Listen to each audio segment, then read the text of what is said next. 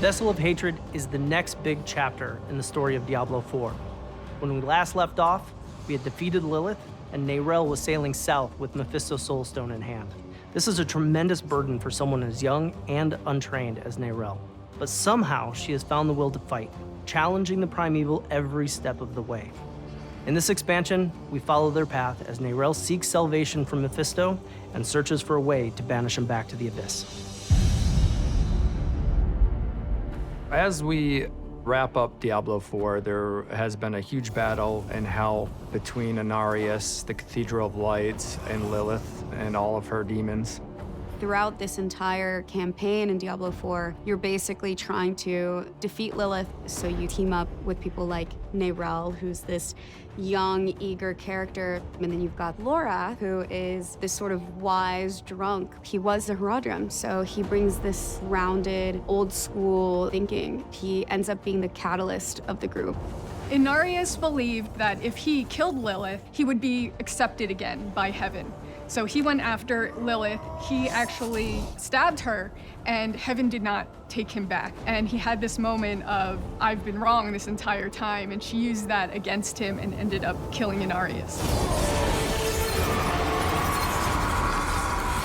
Her goal was to devour her father, Mephisto, and we ended up actually stopping her. And so even though she was defeated, she kind of gave us a warning of, I was the only one that could actually save you from Mephisto. Neyrelle is left with the Soulstone, and she decides to take the essence of Mephisto and trap him into the Soulstone. Loreth is still with us and is going to try and help us find information on where Neyrelle went. And so we leave off with her sailing south with the stone, telling you, do not follow. The world might need you. And over time, things start to unfold, and you realize that Neyrelle cannot do this alone. And so you start your search for her. When we pick up in Vessel of Hatred, the Cathedral of Light is kind of in disarray. It became a bit fractured with the death of Inarius, so there was a bit of a split with the Cathedral of Light afterwards. This created an opening for a whole new sect to rise up and take things into their own hands. And so you end up with a militant wing of the church that is the Burnt Knights. Burnt Knights are led by Urivar, a survivor of hell. He's uncompromising. He feels that he's final judgment and that he's going to make better decisions for the church. They battled in hell, and now they're on this manhunt for Neyrelle and for Lorath. They want them to pay for their crimes, and they think that they should be the ones that have a say on what happens to Sanctuary. Mephisto is the Lord of Hatred. He's probably the one primeval that can create the most deep-rooted chaos, breaking up the people of Sanctuary.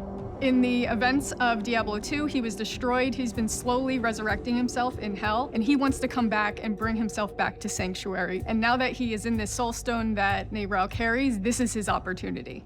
The Herald of Hatred is Mephisto's wolf form. It's this astral projected form that he gets to put out and connect with the player and whisper in people's ears.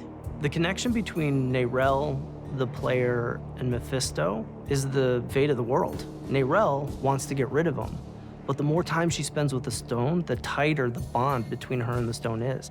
The corrupting influence of Mephisto's soulstone is going to potentially convince her to bring Mephisto back instead of destroy him like she originally wanted. So we need to actually make sure that she fulfills her original intent and doesn't fall to Mephisto's influence. Neyrelle plans to bring the Soulstone into the Vault of Light so she can purify the Soulstone of Mephisto's essence. The Vault of Light is this really sacred place that Akarat created. His presence is really important through the history of Sanctuary. Akarat wandered the world speaking the teachings of the Zakarum faith. His tomb is also said to be in the Vault of Light, which is in Nahantu. Akarat is the one who discovered the spirit realm. When the Worldstone was forged and Sanctuary came out of it, this veil was created, and that's what created the spirit realm. Demons aren't there, angels aren't there. It's a very special place for humanity. And for a long time, the spirit realm was not touched. And now Mephisto's corruption is creeping its way, and that's the fear that everybody in Nahantu is thinking about. Spirituality is really unique to humanity, and in the jungle, it's a big part of their culture.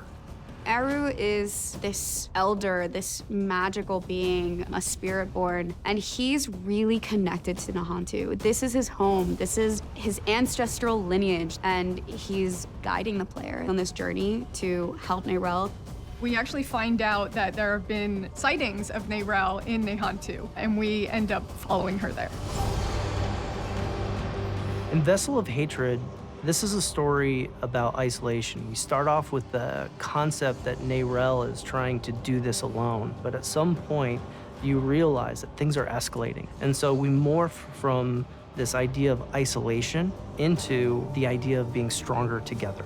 For someone that has been through the journey that our wanderer has, that Neyrelle has been through, you feel there's hope that Sanctuary is not going to be lost.